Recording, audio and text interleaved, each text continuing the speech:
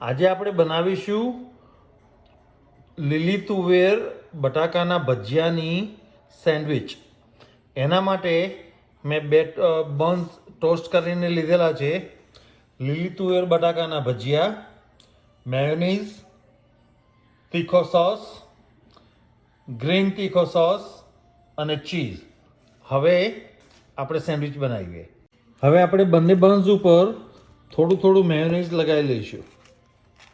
ત્યાર પછી બન્સના નીચેના ભાગમાં ચીઝ મૂકી દઈશું.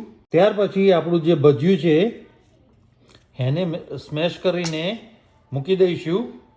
હવે બન્સની બીજી સાઈડમાં આપણે લાલ તીખો સોસ નાખીશું, પછી ગ્રીન તીખો સોસ નાખીશું,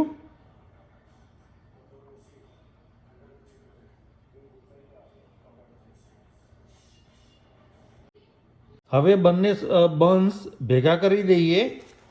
આપણી સેન્ડવિચ તૈયાર. આ રીતે સેન્ડવિચને સર્વ કરવી. Thank you for watching the video. Video ગમે તો શેર કરજો, સબસ્ક્રાઈબ કરજો અને લાઈક કરજો.